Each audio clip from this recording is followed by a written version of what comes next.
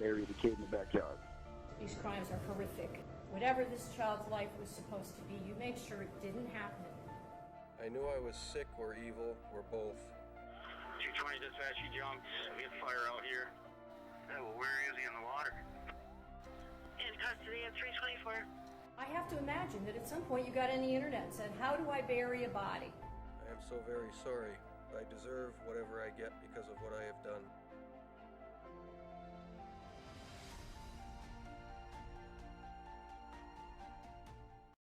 Just a quick warning, this video will contain explicit and sexual content. The video will tell some gruesome details about murder victims and crimes committed by a very disturbed individual. This is not a topic that can be treaded lightly, and as such, viewer discretion is advised.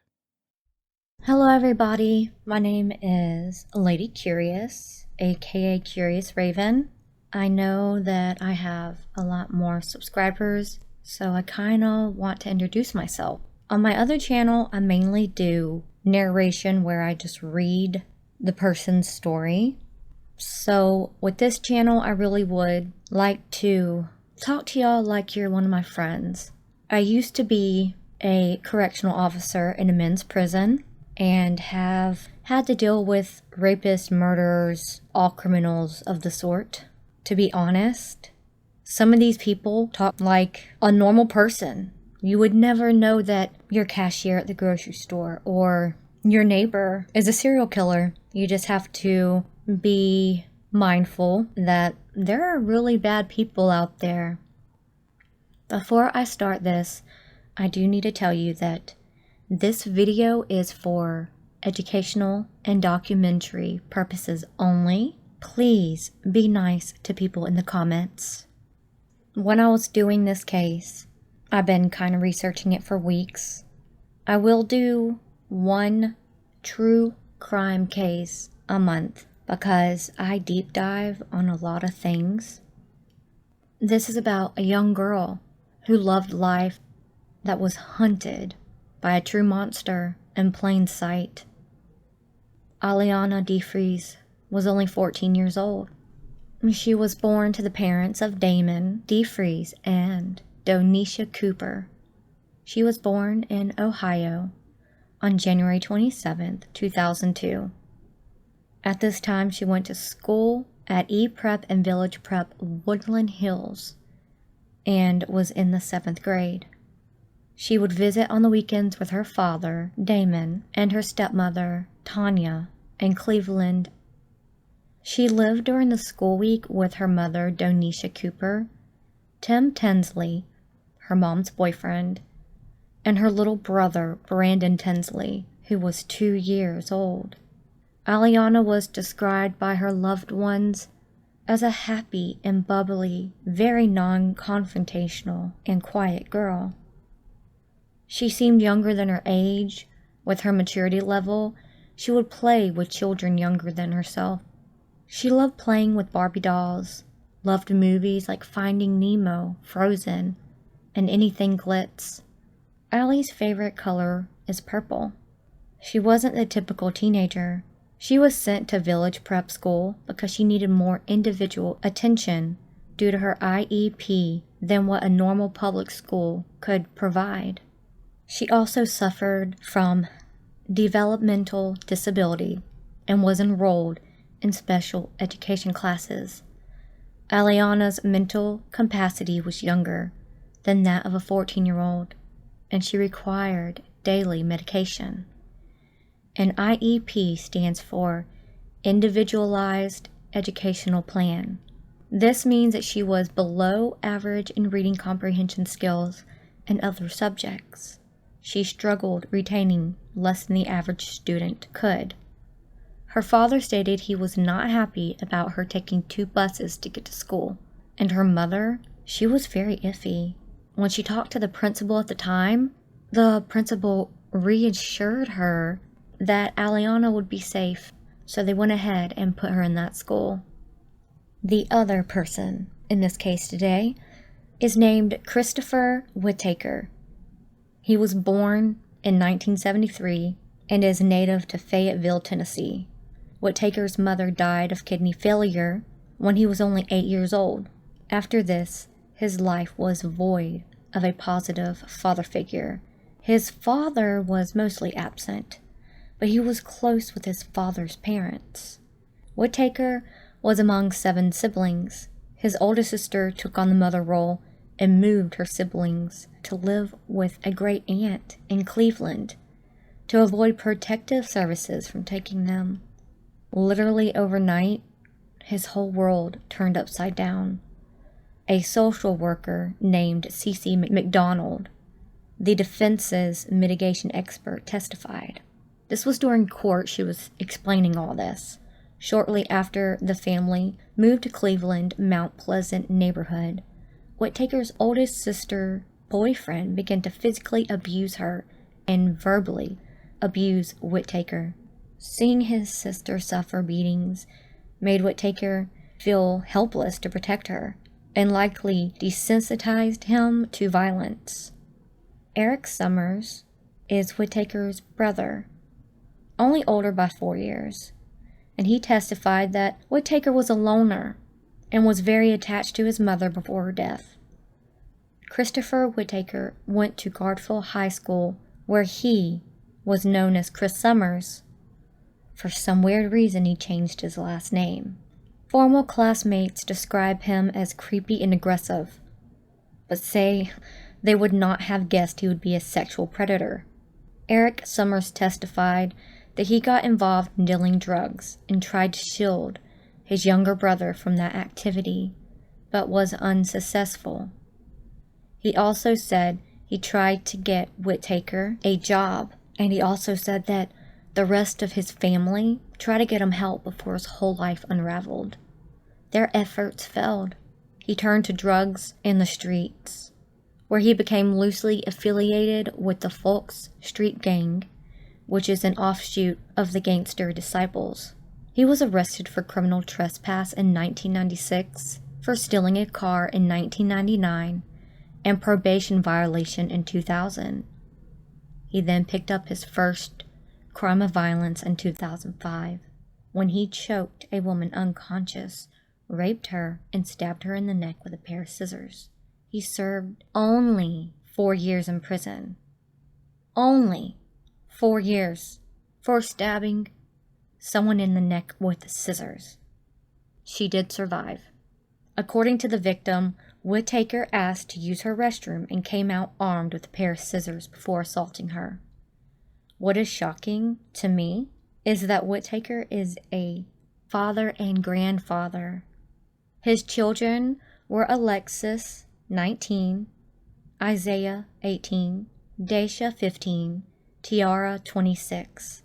Y'all, he had a child of his own close to Alianna's age. This man is disgusting. At this time, Whitaker states he has an addiction to crack for many years, and he also had to take anger management classes when he was younger. This is the steps in the investigation. Alianna went missing on her way to school on Cleveland's east side in January 2017. She would take the RTA bus to school, which her mother and grandmother, especially her father, did not like. Though the fact that one stop was in front of a police station made them feel better about her means of transportation. Her mother said she was not the one to cut school or rarely miss days of school. Her mother said that when she called to cancel her IEP meeting with the school that day, she was informed that Alianna never showed up to school that day. She then realized that it was past 4 p.m. and Alianna was not home. This was when her mom started to panic and called the police. That day, Alianna forgot her phone in her room. This would explain why her mother could not reach her. The only electronic device she had was a cell phone. She could only listen to music or play games on, but it didn't have any cell service. The teachers at school that same day, when everyone realized Alianna went missing, they started to canvass the whole area with flyers and searched for her. Sunday, the school was opened as a home base for people to gather so the community could canvass more area and search more for her. Alianna went missing on Thursday, and by Monday they found her. Her principal, Miss Squire, had to call fellow staff and break the news. And on Wednesday, she had a difficult burden informing Alianna's peers. Miss Squires did describe that Alianna had a wonderful smile and a very sweet girl, but she could be somewhat gullible, and she tried hard to fit in. The police called for reinforcement from other districts to come search for Alianna the same day that she went missing. A police officer named Lang contacted the medical examiner, hospital, and detention center to make sure she was not in the hands of one of these places, but no luck. So since this did not work, this particular officer specialized in locating missing persons or would take the missing persons reports. He stated that missing person follow-ups went to detective, and the detective that got Alianna's case was Detective Callahan. The officer, before passing it over to the detective, he looked up all CCTV that would have tracked Alianna. They tried pinging the cell phone Alianna had, but real quick they figured out it had no service, because a woman that did not know Alianna answered the phone. The number was reassigned to a stranger. This was a letdown. Then the police officer passed all information to the night shift. A witness named Joshua Poole, a high schooler in the 9th grade at the time, took the same bus as Alianna that day. He would talk to Alianna every day. He considered her his friend. Joshua gets off the bus after Alianna does. They would only have a 10-minute ride together. CCTV showed this interaction, and it showed that Joshua got off on a different stop than Alianna. So Joshua was crossed off as being a suspect. He also told police that Alianna told him she might stop at McDonald's before school, but when they went to go look for that tape at McDonald's, unfortunately, they only had CCTV inside but not on the outside. And when Detective Callahan went to look at this CCTV from McDonald's, he didn't see her at all. He searched from 6 a.m. to 8 a.m. and she never was seen entering McDonald's. Detective Callahan also said that officers searched all through the night, and that Thursday there was an official missing persons case report filed at 4:30 p.m. on Alianna. Detective Callahan received many tips, and some were busts. Some he had to follow up on, like one of Alianna's family members reached out, named Ariel Bell. She is the niece of Alianna's father. She told him a tip that made him want to investigate into an ex-boyfriend of Alianna's mother, named Thomas Daniels. Daniels was already a registered sex offender, and he lived at a homeless shelter at the time, and that she thought Daniels contacted Alianna 2 weeks prior to this incident. Detective Callahan reached out to Alianna's mother, Miss Cooper, stated she had no contact with Daniels for a long time. Detective Callahan went to the homeless shelter and interviewed Daniels himself. Daniels said no, he did not have any contact with Alianna or her mother. Daniels stated he was a bus driver for the city, and this was confirmed that he was at work and had a solid alibi for the time Alianna went missing. They marked Thomas Daniels off the suspect list.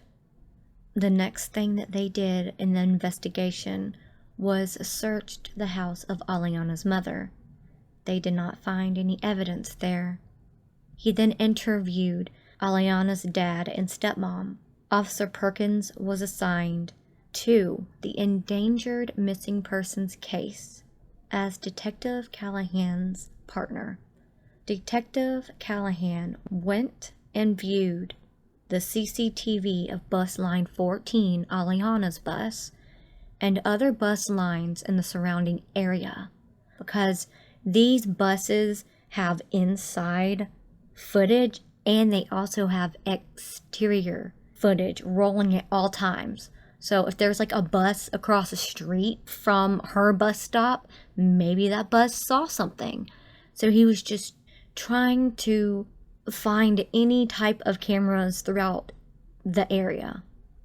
After many officers and Detective Callahan reviewed all the CCTV footage, they said they did notice something. They discovered an adult male who exited the bus the same time Alianna did. He then followed her and appeared on the outside of the bus on the camera. You could see that he was kind of, I would say, about 10 feet from her. She was walking across the crosswalk and you could tell that he said something to her and she kind of looked back and said something back to him. The male was described to be African American, wearing all white, but he definitely had a white hoodie on, and he was carrying a small black square bag and seemed very shady in his movements as he followed Alianna. What I mean by this is he kind of had his head down a little bit in the footage. Unfortunately, I've looked, I don't have access to the footage. I just want to explain exactly what he was doing. In the video, Detective Callahan saw that on the right-hand side of Alianna walking, there was a gas station. And so he went to the convenience store to see if they had any cameras. And usually Alianna had to cross the street on her way to school, but the gas station footage did not show her crossing the street. So whatever happened to her happened right there at the crosswalk. The Cleveland Police Department put so much manpower into this search for this sweet child. That is why they asked Agent Burke from the FBI to help them further. According to a witness, Whitaker grabbed her as she walked along East 93rd Avenue. The witness did not contact the police because he was unsure of the relationship between Alianna and Whitaker. Surveillance video then shows Whitaker leading Alianna through a field in the direction where they found her in an abandoned house. After they found Alianna, it was passed off to a crime scene investigator, and he has been with the police department for 22 years. He processed the scene by taking pictures and collecting evidence. Everything they collect is sent to a lab for processing. How they found Alianna, that finally on Sunday night they decided to go house to house and search abandoned houses to see if they could find her, and they did. They found a female naked in an abandoned house on January 29th at nighttime. When the scene was photographed, they found a blood drag mark going into the dining room. Then the drag mark leads into a bedroom. In the far right of the dining room, they found tools, a bag, a backpack on a sitting area. They also found blood on a window seat and a lot more blood on the floor in front of the window seat. Throughout the house, they found bloody shoe prints on the floor. Only one set, keep that in mind. The blood drag mark continued to the bedroom. They stated they found a black sweater of Alianna's that was torn and seemed that it got cut off of her. They also found a blue training bra at the scene. Alianna's school tie had blood on it, but her undergarments did not. They found one black slide-on shoe and her school bag. They found her naked, only wearing socks, and crumpled up in a corner of the bedroom. I want to say this is a trigger warning to anyone that is not okay of hearing gruesome acts done to a child.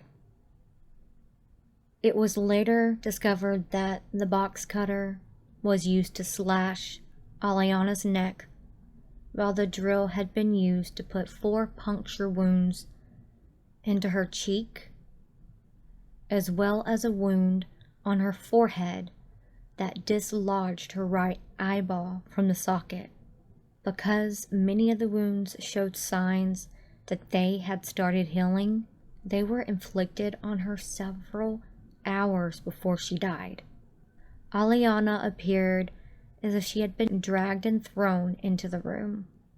An autopsy was performed by the county by Dr. David Dunlap, revealed that she suffered wounds caused by tools found in the house, including a drill, a screwdriver, and a box cutter. She had so many injuries, and her injuries were so severe that he could not identify which one caused her death. But ultimately, she did die from stab wounds and blunt force injuries, which all of them were severe. They also took blood sample and they found the perp's semen inside of her, so they know that she was raped. Now I'm going to take you through what really happened that day.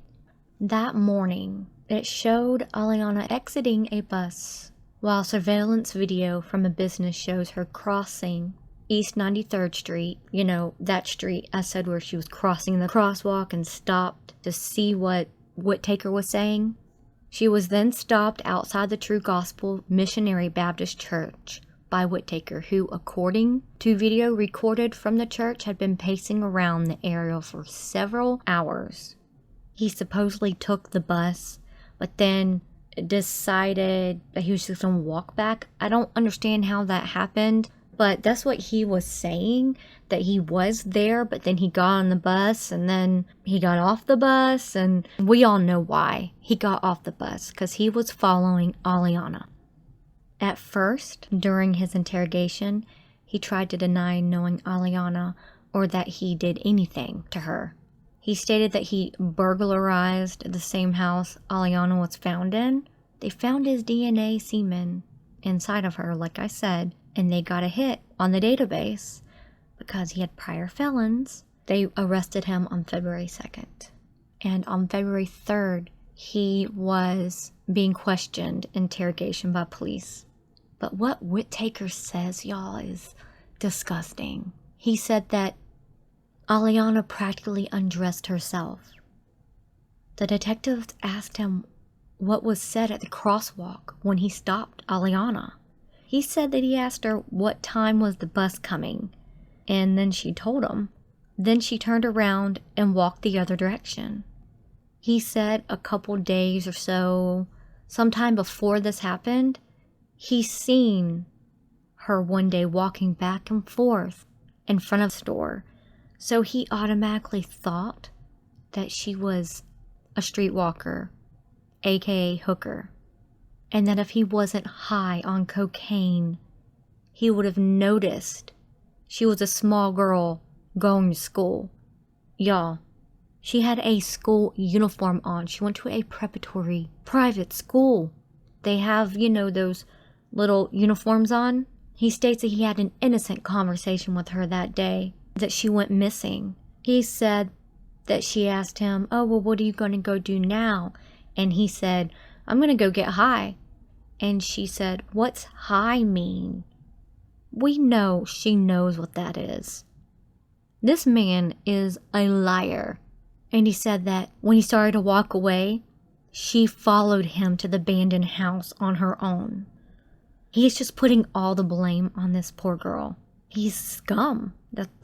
I'm sorry, I have to somehow say little comments because we're all thinking it. One question about the black sweater that was cut off of her, he had no excuse.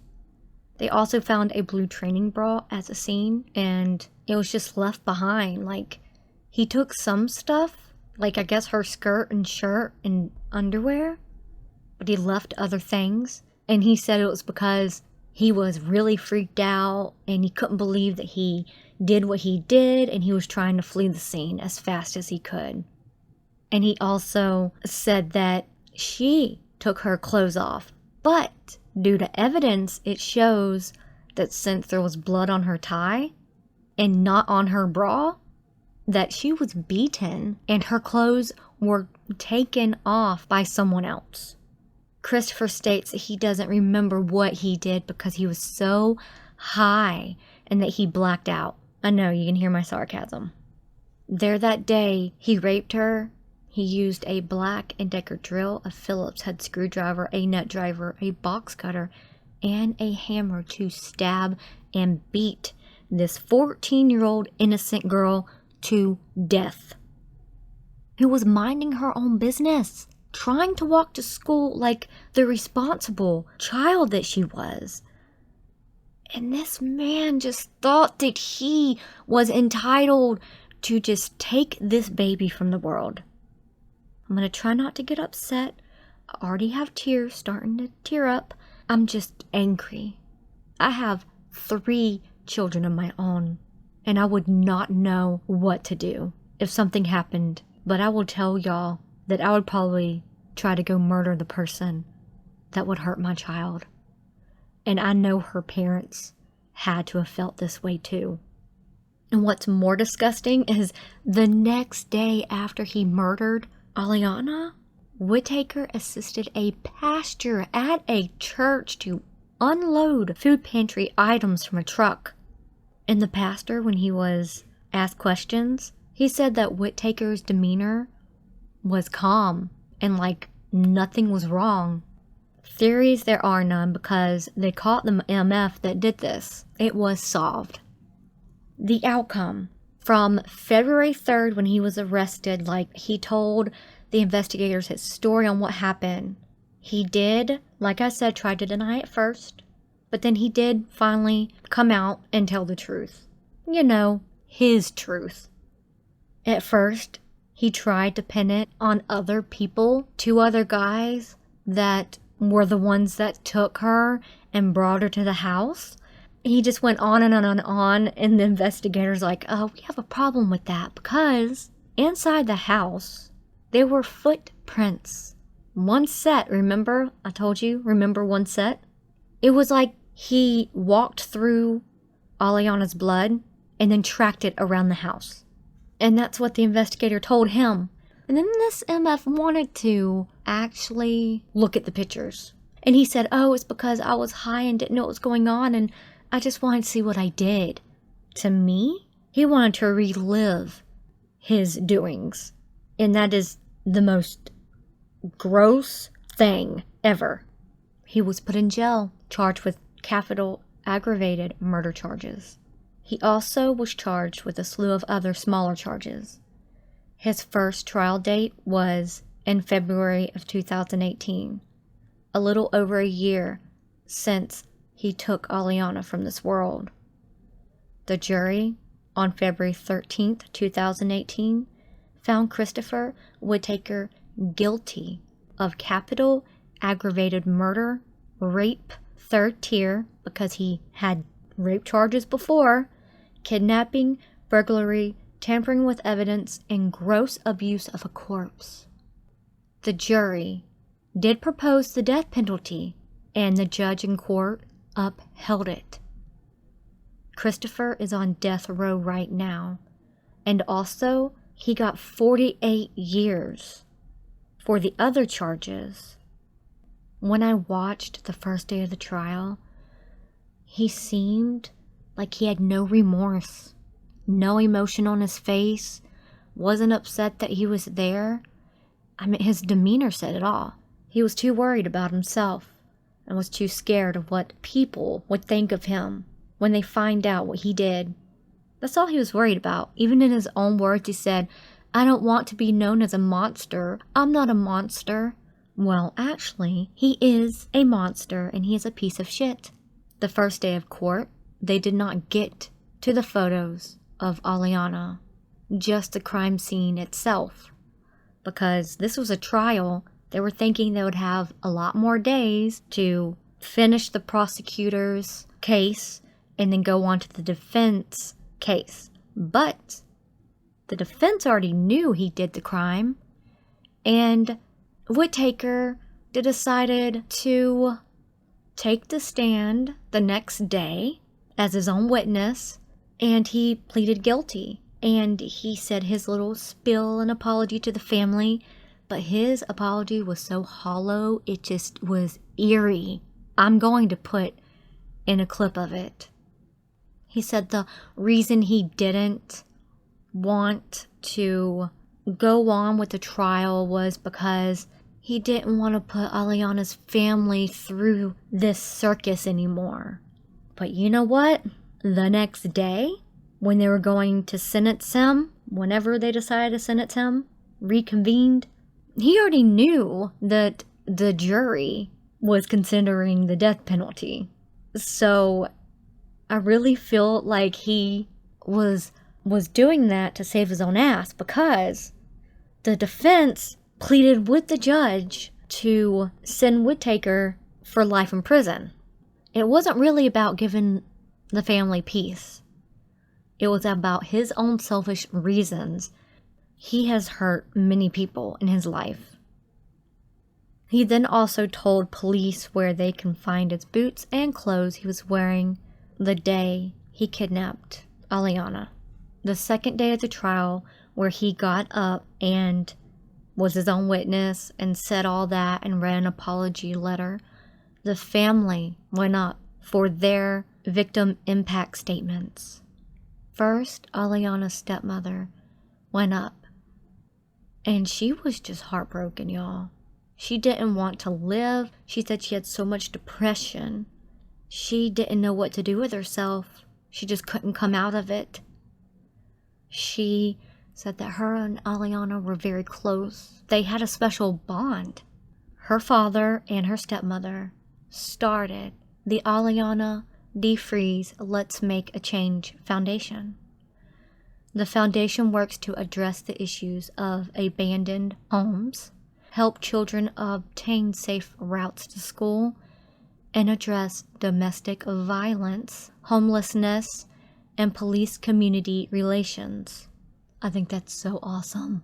I'll have some pictures up so y'all can see people gathering for celebration of life for Alianna. Also, in January 2019, Ohio governor signed into law the Alianna Alert Bill. After it passed the House of Representatives, the law requires schools to call parents within 120 minutes of the start of the day if their child is absent without the parents having previously notified the school. It went into effect in April 2019, and Alianna's mother also expressed an interest in having more police protect the streets. I think that is so awesome that they got that passed to keep other children safe, to keep Alianna's name alive. Her grandmother Yvonne Day went next in the impact statements, her grandmother on her mother's side. She had seen Whitaker around, and he even looked at her in a predatory way, that he just wanted someone, anyone. She was so angry that she lost her sweet grandbaby. She stated, "He messed with the wrong family." Her own mother went next and gave her statement. She could barely speak and was just struck by heart-shattering grief. She said she misses her every day. She also asked the judge to consider making Whitaker rot in prison, that he wasn't even good enough for death. But we already know that he got the death penalty. But you know how that goes. He'll be in prison for a while before he gets put to death. Her father went next, and I got pretty emotional when her father spoke. He told Whitaker that he better be glad he wasn't like he used to be when he was younger, or he would go at him in front of everyone in court. I don't blame her dad. Her father was so upset and stated it takes a real monster to take a child going happily to school. Her grandmother, father's side, could not make it to court, so she wrote a statement. She did say that she missed her so much and was devastated, but was really awesome to me that she said was she had dreams of Alianna smiling and telling her that she is okay now. I really do believe in this. I believe that Alianna visited her grandmother and wanted to show her that she was in a better place, she was with God, and that she was okay and she wasn't in pain anymore. I've had a similar dream like this happen to me before too, about a friend. The whole family and community were devastated. This monster is finally away behind bars. He cannot hurt anyone else. Even the judge seemed upset and was trying not to show her emotion, but you can hear the shake in her voice. She nailed him to the gurney straight to death. Some believed that he should have rotted in prison, but him keeping his life was just not justice enough. A couple years later, in 2019, the family did sue those for a wrongful death suit who failed to protect Alianna that day. And they actually won $1 million. These are my own thoughts. I could say so much about this case. I could just ramble and ramble and ramble, but I'm going to try not to. My thoughts on this case has blown my mind. This thing of a human is just scum on the road. I just feel like he should have had a longer sentence after he stabbed a woman in the neck and raped her. He was probably trying to kill that woman. She got very lucky that she survived, and 4 years for that? I don't know what Cleveland's doing. Where I'm from, you get 10 years for a little bit of drugs. It's crazy. I really feel like if he got a longer sentence, he would have never crossed paths with this innocent baby. He would have never crossed paths with her. She would still be alive today. I feel like the justice system has failed the day he was only sentenced to 4 years for his first rape. I will say I am impressed with the Cleveland Police Department for the dedication and seriousness they took on Alianna's case. The police acted the right way. They went into gear really fast. Right when their feet hit the ground, they were running. And within not even 3 to 4 days, they arrested this mother and took him down. And I am so happy that this judge gave him the death sentence. And then on top of it, 48 years. I know it kind of sounds weird. You never know how long he's going to sit on death row. You never know if they overturn the death penalty in that state, and then he gets off of that. So I'm really happy that they at least gave him 48 years, if that's what he had to do, at least a long time in prison. The different ways of putting someone to death, not just a little nap time death. That's how I see it. I know some people might not agree with me, but for monsters like him, yes, definitely. I promise I'm not cold-hearted, but for these type of people, I am. And I also feel like the school failed them. They said that supposedly they did contact her, but you know how you get the automated school responses stating your kid is absent during the day? Well, they never got one. And they try to say, oh, it's because of the system had a malfunction. I know many creators don't like to talk about children, and a lot of them say it's because they can't handle it and they can't stomach it. That's one reason why I only post one video a month, because going through this, all the horrific things done, it really does hurt my heart and it bothers me. And so I try to kind of give myself some time in between research and everything to be able to give this case to y'all. And I really do feel like children, they deserve to be not forgotten. They deserve their story to be told.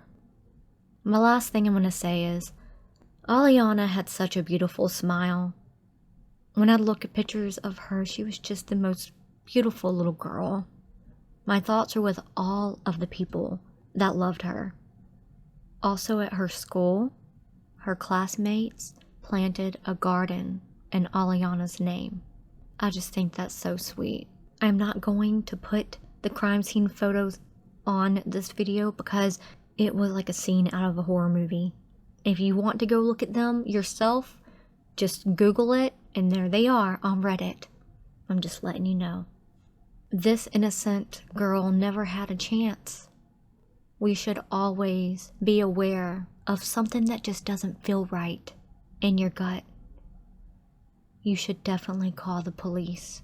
Even if you feel like you might sound stupid or whatever, definitely. Because you never know. A little thing that you remember or noticed could completely solve a case. Thank you for being here with me today. Say a little prayer for Alianna's family and friends. Also, please go like and subscribe so you can be the first to know when I post next month again. I usually do my videos at the end of the month. Love y'all so much. I'll see y'all again soon. The fate of a convicted child rapist and murderer is now in the hands of a jury. Christopher Whitaker faces the death penalty in connection with the death of 14-year-old Alianna Defreeze. Today, he took the stand and apologized for what he did. I pray that the family can find peace and she can find rest. And my apologies. News 5's Jordan Vandenberg has been following this trial. He joins us live now from the Justice Center. Jordan, the jury started deliberating about 30 minutes ago. Yeah, it was right about 3:15 that the jury actually was handed the case, and they'll be deliberating whether to give Christopher Whitaker the death penalty, life without parole, or life with parole. It follows 2 days of intense testimony featuring experts and some of the members of Whitaker's family, but no testimony was quite as anticipated as his. I've admitted to my guilt to the detectives and to my lawyers. I asked my lawyers not to contest or challenge anything in this case because I really wanted the Defreeze family to have closure. I apologize to the family and the community for my actions. There is no excuse for what I've done. I can't imagine the pain the family feels, but I know the pain I felt when I had to look at what I've done.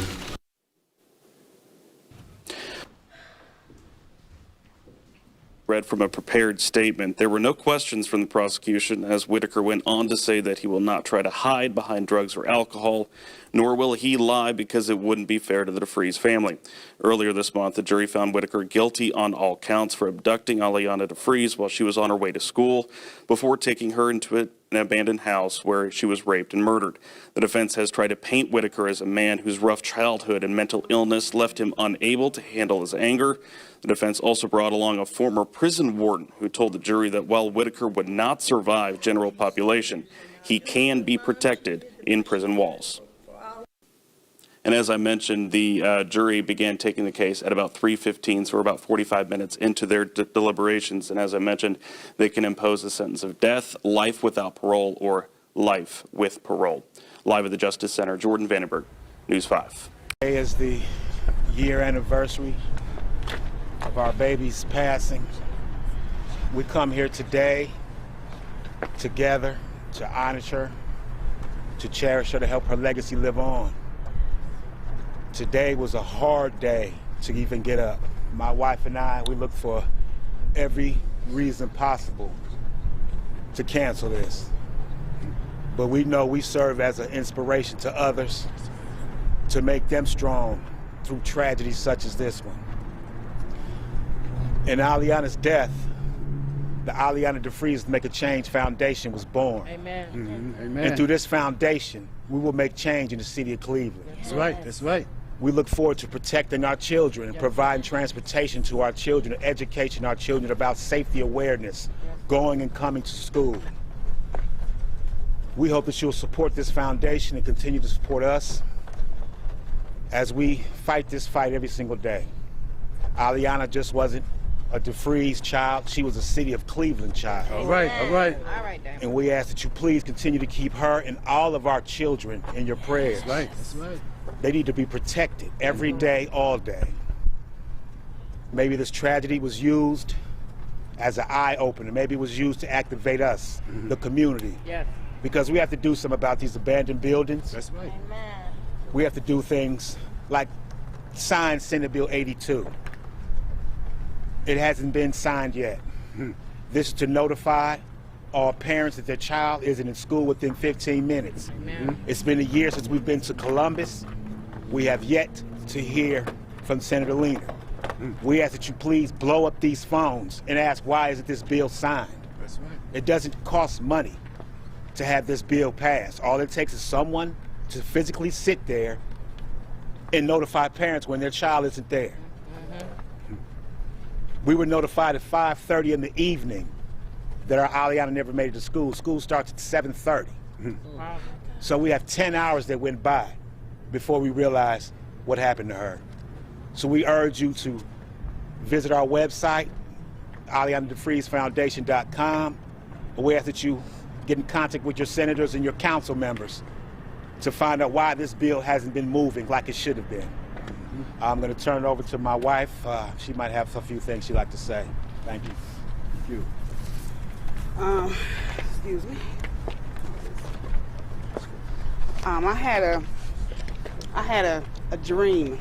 I took a nap and I had a dream and I wrote it down, what I dreamed of, and it says,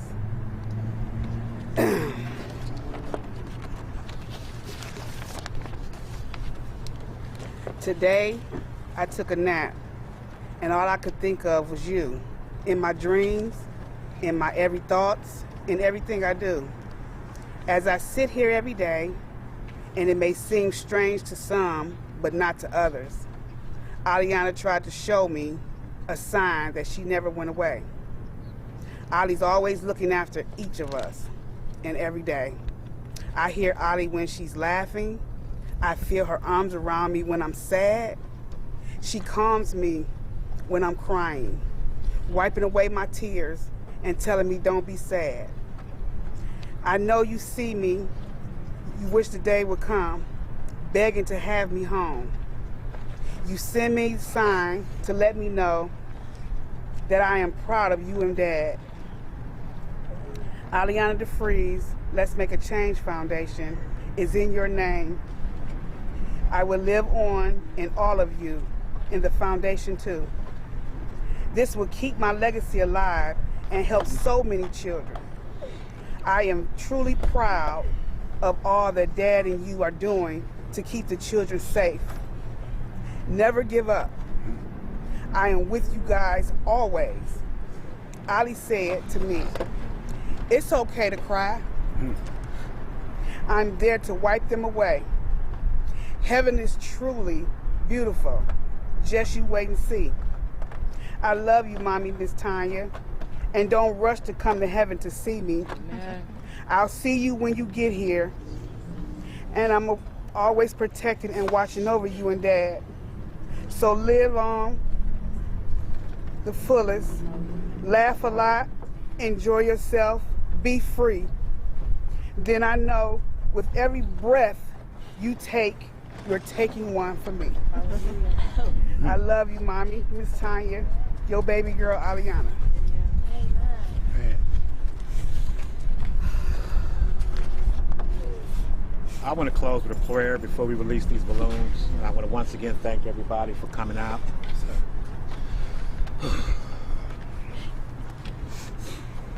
Lord, you give us the strength to do this every day. Thank you for giving us the strength, Father God. Thank you for the idea of this foundation. Thank you for its name. Thank you for Alianna's angels who support us, who contribute and donate their time, energy to this foundation. We pray for the safety of these children. Just know that we love you, Ali. We're always thinking about you. We love you. We thank you, Father God. And we ask these things of you through your Son, Jesus Christ. Amen. Amen. Amen. All right, everybody. Want some balloons? On the count of 3. You want counting down? All right, everybody. Last one. 1, 2, 3.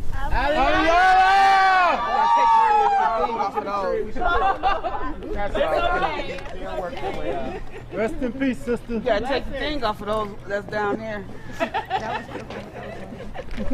She said, don't go into the tree. We need to call it. It's still going up. There we go.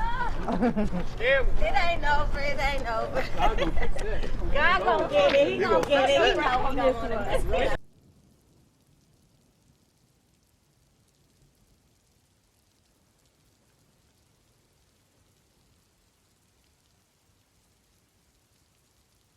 We therefore unanimously find that the sentence of death should be imposed upon the defendant, Christopher Whitaker.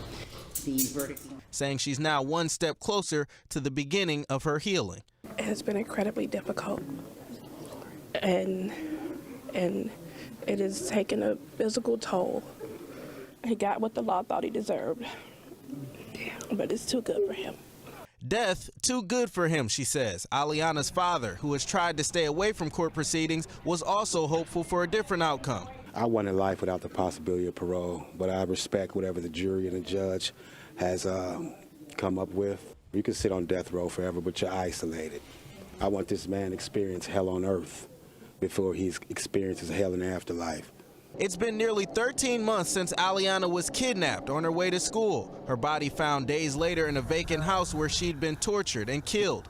Damon, hoping his daughter's death is a wake-up call to other parents. I just ask that you please watch your children. There's a lot of Christopher Whitakers out here. There's a lot of Christopher Whitakers out here. They're watching as I speak.